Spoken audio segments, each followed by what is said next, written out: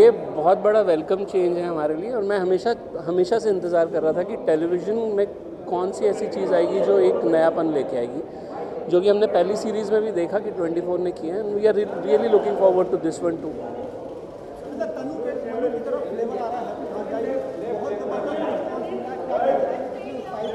बस वही है, मैं कहानियाँ सुना के खुश रहता हूँ, तो ये एक और कहानी है सुनिए, देखिए कैसी लगती है।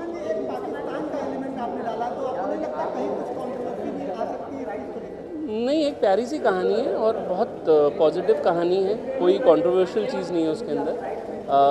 किरदार हैं, कुछ उस देश से हैं, कुछ इस देश से, बाकी और कुछ नहीं।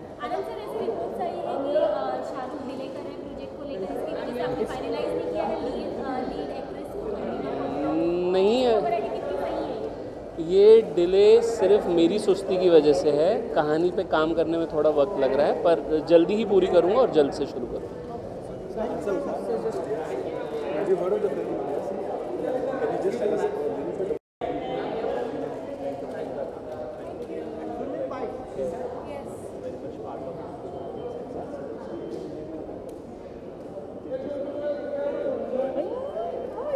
How are you? Very good. So nice. I'll see you. Yeah. You're going in? I'm going. I'll see you inside. Bye.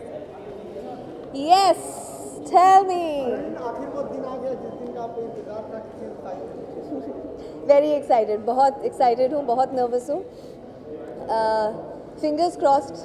पहला episode. I hope the start is good. And I hope आप लोग जो सबसे important हैं उनको अच्छा लगे, कुछ अलग लगे. And I think we're really expecting, all of us, including me, we're expecting a really great punch from 24.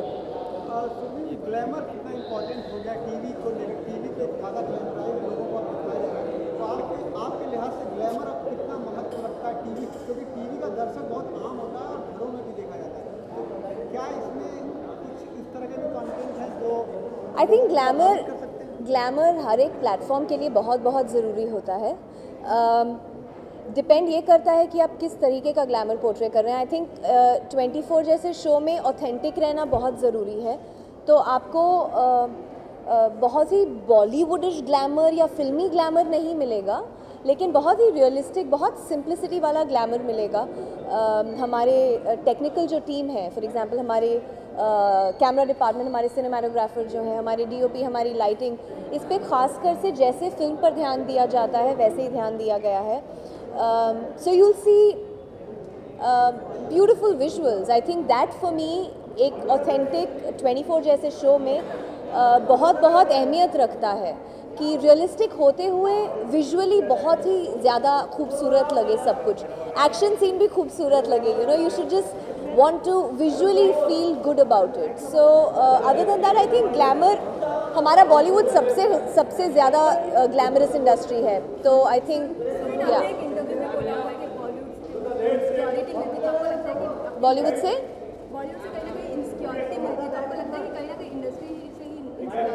I think I've been misquoted here, to be very honest, because Bollywood से इनसिक्योरिटी नहीं मिलती है. बॉलीवुड की जो जर्नी है वो आपको कभी कई फेजेस में, क्योंकि there are always going to be ups and downs. एक एक्टर के लिए एक्चुअली बहुत अनसर्टन फील्ड है एज एन एक्टर होना ही.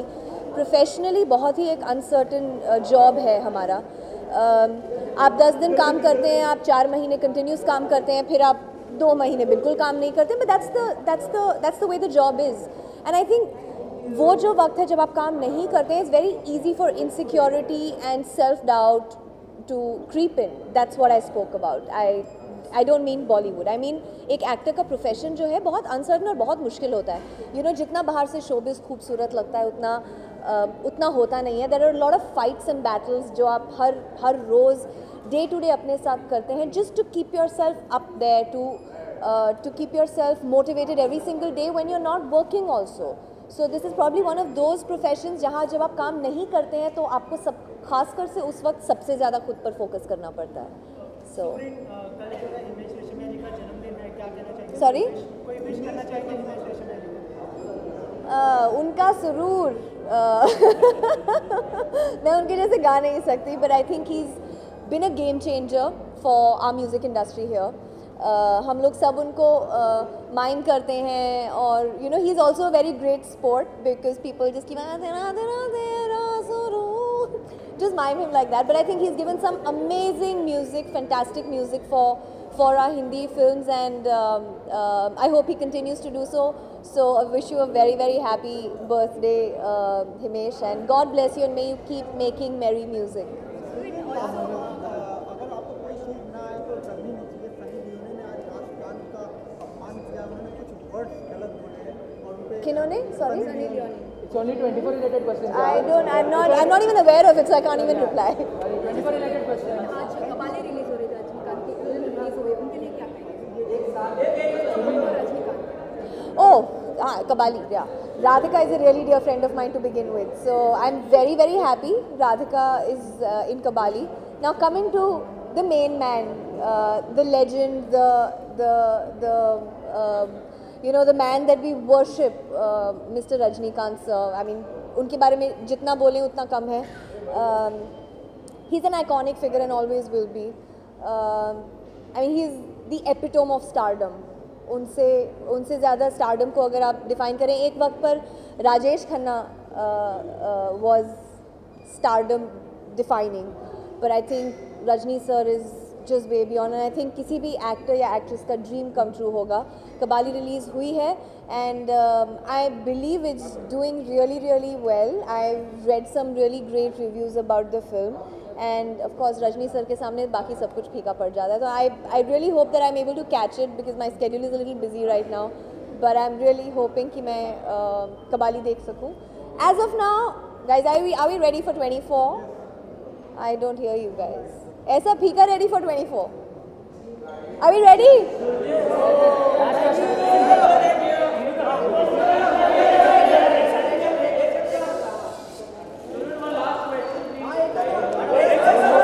I'll be back.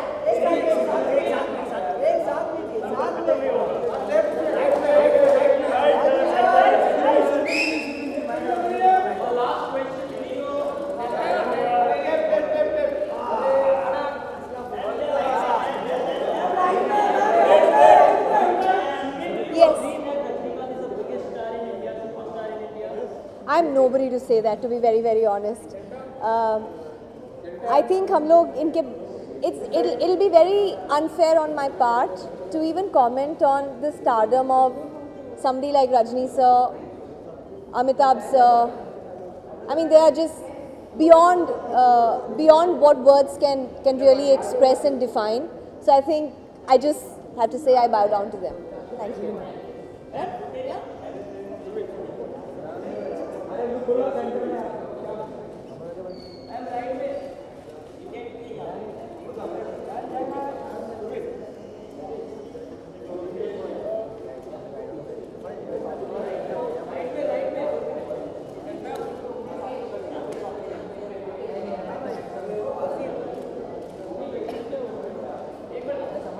Hello. My God.